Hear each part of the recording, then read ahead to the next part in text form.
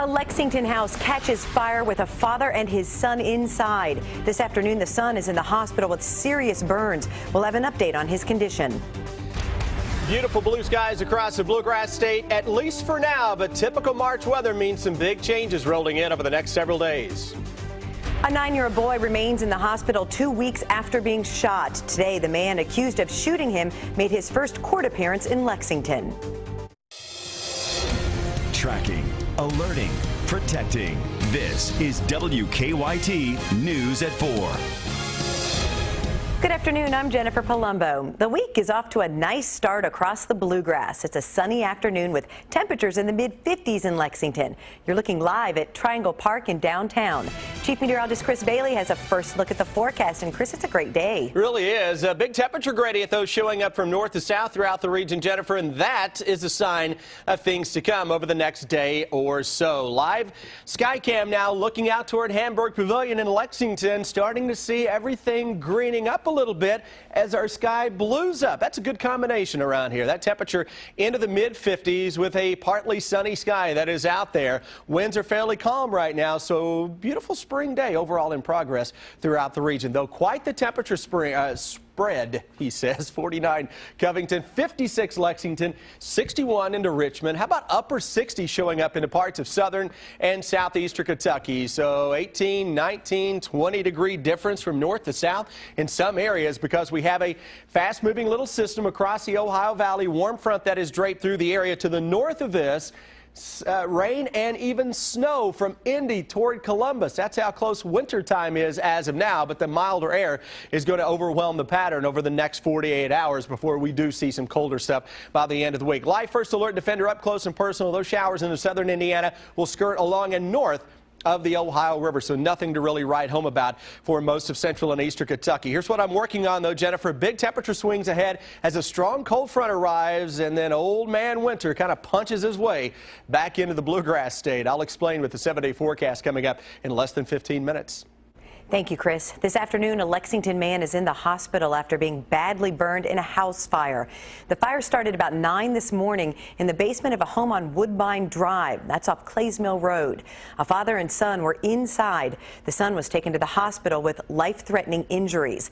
As WKYT's Jordan Valines reports, hazmat was called after police found a drug lab inside the home. It's our top story at 4.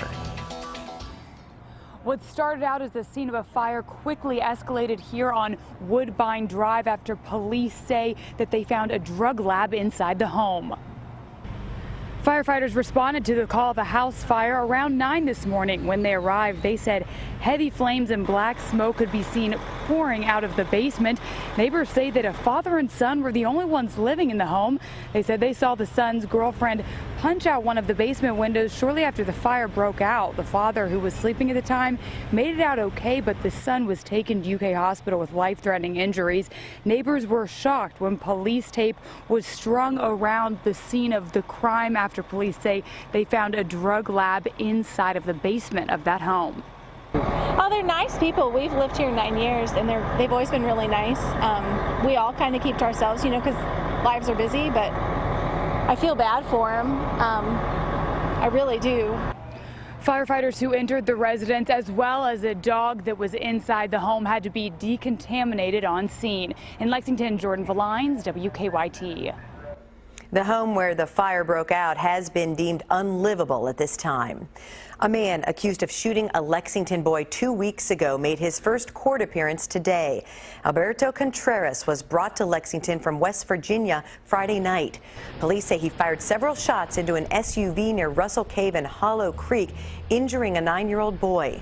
Family friends say the boy is struggling to survive, and the family is struggling to pay all his medical bills. We'll have the latest coming up on WKYT News at 4:30.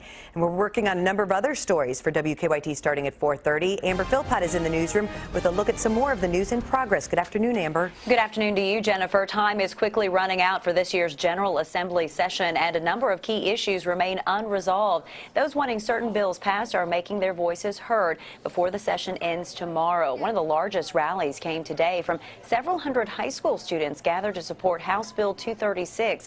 It would allow for student input to be included on a superintendent screening committee. Coming up on WKYT News at 6, you'll hear from students on why the process of selecting a new superintendent is important to them. UK students camped out overnight for a chance to see their Wildcats play in the Sweet 16. The Cats face West Virginia Thursday night in the Quicken Loan Arena in Cleveland. 250 tickets were made available to students. Those who waited say it was well worth it. They obviously take care of business, going undefeated throughout the whole year and into the NCAA tournament. And I definitely want to witness that piece of history. All right, if you still need a ticket, we found them on the NCAA ticket exchange for anywhere from $285 to $1,900. That is for the Sweet 16 game alone. Now, if you want tickets for the Sweet 16 and Elite 8, you'll pay anywhere from $522 to more than $2,800. You're going to hear from more students coming up on WKYT News at 5. That is a look at just some of the news in progress. Jennifer, back to you. It is a... Thank you, Amber. Now to stories making headlines across the nation at 4. The race for the next president of the United States is officially underway as the first high-profile candidate for the 2016 election officially launched his campaign today. Ted Cruz, the Republican senator from Texas, may be the first, but as Ryan Nobles explains, there will be many more to come. We are 595 days away from the 2016 election. But the campaign is now off and running. I'm running for president of the United States. Senator Ted Cruz launching his campaign at Liberty University in Virginia. Millions of people of faith all across America coming out to the polls and voting our values. Cruz won't have the spotlight to himself for long. Many Republicans are ready to jump in. Names often mentioned include former Florida Governor Jeb Bush, Senators Marco Rubio and Rand Paul, New Jersey Governor Chris Christie, and Wisconsin Governor Scott Walker. They're all fighting for the opportunity to face a Democratic nominee, where there is one clear frontrunner. They have a lot of inequality that has only gotten worse. Former Secretary of State Hillary Clinton was in Washington today at a summit on urban opportunities. While Clinton would be the conventional pick if she runs, a Boston Globe editorial begs liberal Massachusetts Senator Elizabeth Warren to mount a primary challenge. I take Elizabeth Warren at her word that she is not running for president. DNC Chair Debbie Wasserman Schultz is not ready to back a candidate, but if Ted Cruz emerges from the GOP side, she isn't all that concerned. If this is the kind of debate we're going to have, then I'm really confident that the next president of the United States will be a Democrat. Just the start of what is expected to be a contentious battle for the most powerful office in America. In Washington, I'm Ryan Nobles reporting. While the general election isn't until November 2016, the first ballots of the campaign will be cast in mid-January at the Iowa caucuses. Lawmakers want to hear from 4 employees who witnessed 2 high-ranking Secret Service agents drive into a secure area without authorization.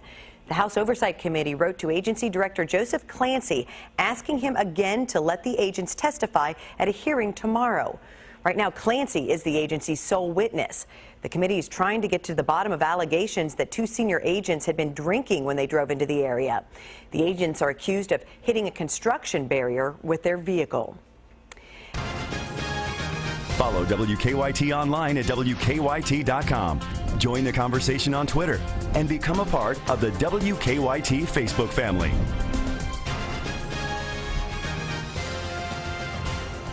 A down day on Wall Street. The Dow dropped 12 points to 18,116. The Nasdaq fell 15 and the S&P 4. A report predicts expanding Kentucky's forestry sector could generate more than $1 billion in new revenue. The study by the University of Kentucky's Forestry Department was done at the request of participants in the SOAR initiative. That group is looking for ways to improve the economy in eastern Kentucky. The report also says expanding the forestry sector could create about 7,500 jobs in the region. Falling oil prices and strong production at U.S. refineries are leading to lower prices at the pump. The latest Lundberg survey finds the national average for a gallon of regular is $2.50. That's down 4 cents in the past week and down $1.10 from this time last year.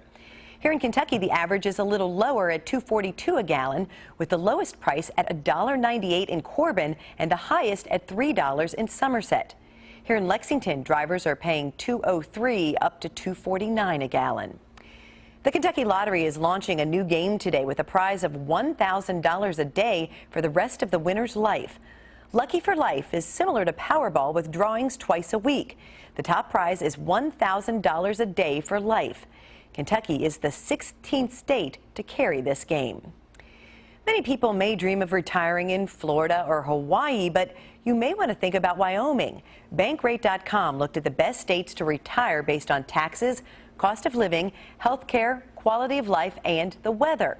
Wyoming ranks as the best state, followed by Colorado and Utah. RED strikes close to 500,000 children and adults in the Bluegrass State. That's why a day like Alert Day is important. Deanne Stevens is out and about today in Lexington to explain. Hey, Deanne.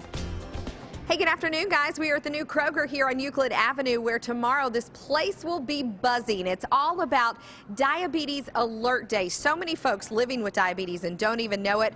Brooke Hudspeth is with us, and Brooke is a diabetes educator for Kroger. What is Alert Day tomorrow all about? Sure. So Alert Day is a one-day wake-up call encouraging people to take the diabetes risk assessment so that they can know their risk for developing type 2 diabetes. When you say wake-up call, we were talking just a few minutes ago, so many people have no clue that they are diabetic. Talk a bit about that and why tomorrow is such an important day for them to come out.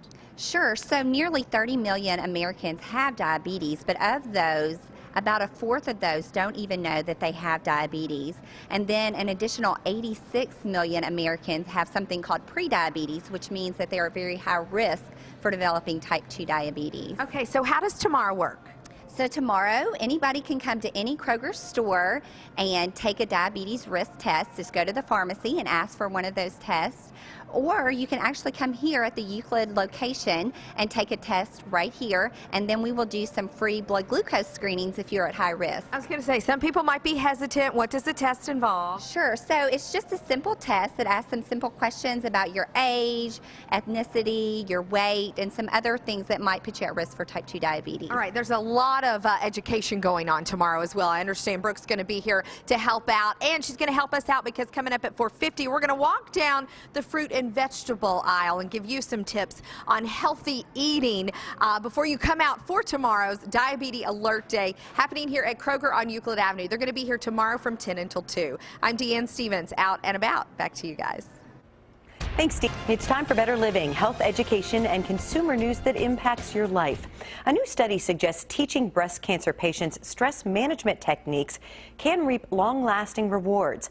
Researchers at the University of Miami tracked 240 women and found those who learned relaxation and coping skills along with their treatment had less depression and better quality of life up to 15 years later. Researchers at the Medical University of South Carolina say vitamin D supplements may slow or even reverse the progression of low-grade prostate tumors. They say more than half of men taking 4,000 units of vitamin D over a 2-month period showed improvement, and sometimes even the disappearance of their tumors. There may be a new weapon to help you combat weight gain. A team from Vanderbilt University says it programmed bacteria to live in the gut and suppress hunger. In tests, lab mice that drank water with the microbes stayed lighter and leaner for up to 3 months after the treatment. The government is approving certain kinds of genetically engineered apples and potatoes as safe to eat. That clears the way for sales at the grocery store. The produce is modified so that it doesn't brown. The FDA is evaluating the safety of 2 apple varieties and 6 potatoes. A Southern California bakery has blended 2 childhood breakfast favorites, and the result has gone viral. As Danielle Nottingham explains, it's the latest in a list of donut hybrids in a multi-billion-dollar industry that isn't slowing down anytime soon. It's a donut with a Pop-Tart baked right in the middle. What drew you to the donut this morning? The size. This breakfast heavyweight called the Big Papa Tart weighs in at a whopping 1 pound. It comes in 2 flavors, strawberry and s'mores. The donut bar in Orange County, California makes 100 a day and sells out in about 2 hours. I mean, what could be better, right? It's like going back to your childhood. Donuts, Pop-Tarts. Donuts are back, and they are bigger and more elaborate than ever. The craze started in New York with the Cronut, a donut croissant hybrid. The donut bar has some other specialties like French toast and maple bacon. It's a weird sounding combination, but it's actually really good. These sweet treats are big business. Donut shops raked in nearly $13 billion last year, and their popularity has kept shops like Randy's Donuts here in L.A. open for over 60 years. Industry analysts estimate there are 9,000 donut shops across the U.S. It's kind of happening like what happened with the cupcake craze a couple years ago. People are going nuts for donuts, and I don't think it's going to slow down either. And customers are willing to spend. The Big Papa Tart cost $4. Danielle Nottingham, CBS News, Fountain Valley, California.